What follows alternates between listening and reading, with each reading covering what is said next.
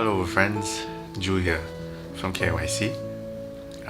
And this week I'll be sharing with all of you for LAKSAForOurJIWA. Deciding what to share for this episode was a bit of a process. I thought about sharing something about COVID or something about the scripture reading today, but after thinking about it, I decided to share a bit about my connection with God at this moment. And I hope what I share some of you can relate to as well. Often it is easy to assume that if someone is working full-time for the church or is in youth ministry, we would have a stable connection to God. For example, those of you who have Astro or were young enough when Astro was dependent on the satellite, not on the internet connection these days. On sunny days, what you watch on the TV would be clear, stable, no interruption. And that's similar to what many people would assume that this priest or this layperson that's working full-time or someone volunteering in youth ministry would have a stable relationship with God. But the reality is quite different, at least for me. Sometimes not a sunny day, it is a cloudy, sometimes rainy day where your connection with the Lord is unstable, sometimes broken, and then the signal that you get to your TV is just or non-existent and you don't see anything. And for me, the past few months have been like that, where even during times of prayer, even when joining Mass online, I feel as if I'm not there, as if I'm not present. My mind is somewhere else, my heart is somewhere else. And in conclusion, feel far from God. And at the same time, with different commitments that we all have in our lives, it can be very easy to put God second, third, fourth, fifth, and to put other things first, especially in this time of MCO, where a lot of us are not able to go to Mass, physical Mass, where you go to church and you get to see everybody and you get to be there. It's become easier to just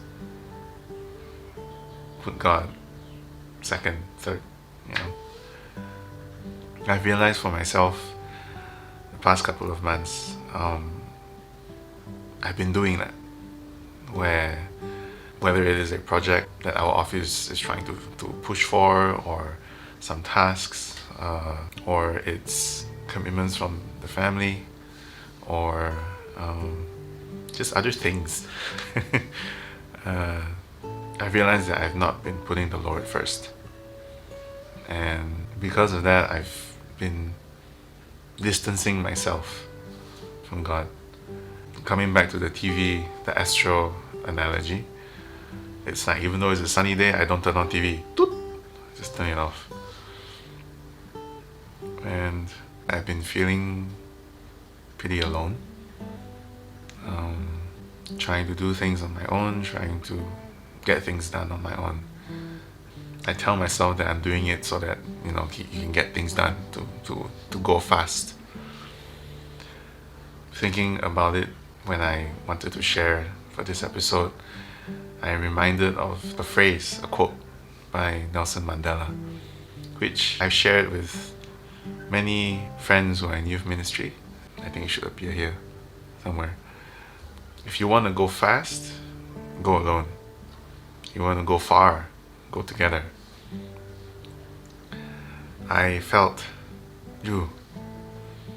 how ironic that you share it with people, but you end up not doing it yourself. Yeah. After reflecting on all this, I'm reminded of a phrase that a friend told me once. Can't remember who, but it goes something like, if you feel that you're far from God, that there is a space, a distance between you and Him,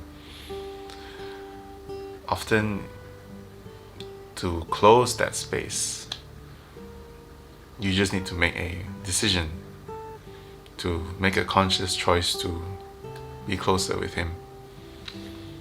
And that hit me when I was reminded by that, because a lot of my prayers over the past couple of months lacked heart. It was missing a choice to be open to God, to really be honest, to be true to Him, where it became routine. Just, okay, I have to say this, I have to pray this, I have to pray that. And because of that, it is now clear to me why I've been feeling far from God. Because my heart was not there. And to conclude my sharing with all of you today, if you're feeling like me, where you're disconnected or you're feeling far from God, I'd like to encourage all of you to, like me, take some time to just think about why you feel far from Him, why you feel disconnected, and begin making a conscious choice to move closer to Him. And to remember that you are not alone. He is always there to listen. He is always there to just be, even though sometimes we might forget that He's there. I'd also like to take this opportunity to thank everyone who has shared for LAKSAForOurJIWA so far. This is episode 44, I think. And from all of us at the office, from KAYC, thank you. This series has always been about inspiring one another through our stories, through our messages. We hope that it's been like that for all of you. And we'd like to hear from you in the comments below, or you can message us directly. Where should this series go? And if you have any suggestions for us, we'd like to hear from you. So, this is Ju from KAYC, serving you laksa for our jiwa. Selamat menjamu selera. Happy eating, holy living.